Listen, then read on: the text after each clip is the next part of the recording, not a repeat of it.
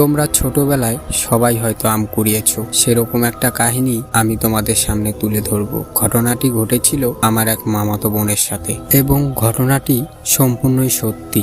ঘটনাটি 2007 সালে। আমার মামাতো বোনের নাম তানিয়া, বয়স 18 বছর।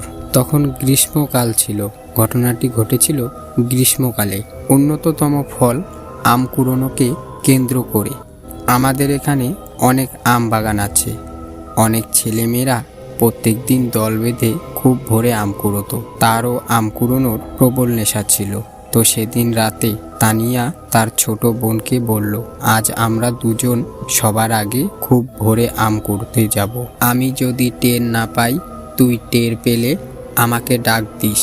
তো রাত 4টার দিকে তার ছোট বোন ডেকে বলল, রাত তো প্রায় শেষের দিকে, আম কুড়োতে যাবে না? তাড়াতাড়ি। তারা আর দেরি না করে বাড়ি থেকে বের হয়ে গেল। আম বাগানটি ছিল বাড়ি থেকে কিছুটা দূরে ও বাগানটিতে ছিল অনেক বড় ও পুরনো বাগান। একটি গাছ ছিল অনেক পুরনো, আর সেই গাছে আমগুলো অনেক ছোট ছোট ছিল, কিন্তু সেই গাছের আমই সবচেয়ে বেশি পড়তো। আম কুড়োতে কুড়োতে সেই বড় গাছের নিচে গিয়ে তানিয়া খুব অবাক হয়ে গেল, কেননা গাছের নিচে কেবলমাত্র একটি আমই পড়ে আছে, কিন্তু আমটি এই গাছের তুলনায় অনেক বড়। তবুও সেটাকে পাত্তা না দিয়ে আমটিকে ধরতে গেল, কিন্তু এরপর সে যা দেখল তা অন্য কেউ দেখতে চাইবে না। সে যখনই আমটিকে ধরতে গেল, অমনি আমটি কিছু দূর দূরে সরে গেল।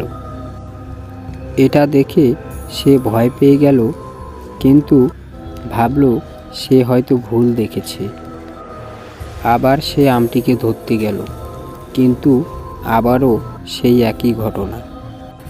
এবার ভয় তার মনে জেগে বসল, কি হচ্ছে এই সব। আবার যখন আমটিকে সে ধরতে গেল, ভয়ঙ্কর একটা আকৃতি ধারণ করল, যা দেখা মাত্রই সে বেহুশ হয়ে গেল। ঘটনাটি এখানেই শেষ হলে ভালো হতো, কিন্তু এরপর যা ঘটল এক কথায় অবিশ্বাস। যখন তানিয়ার জ্ঞান ফিরল, সে দেখল গাছটির নিচে পড়ে আছে। আশেপাশে কেউ নেই, এমনকি তার ছোট বোন। বোনকে খুঁজে না পেয়ে তানিয়া আরও বেশি ভয় পেয়ে। তারপর তানিয়া খুব দ্রুত বাড়ি ফিরে আসে।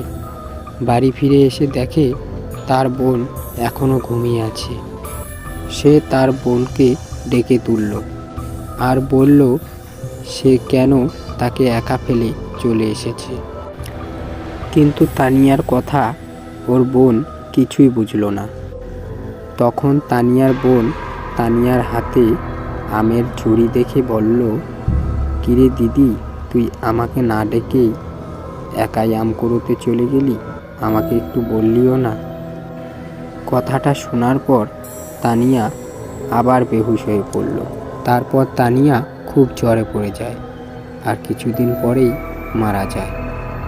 সেটা আমি নিজের চোখেই দেখেছি।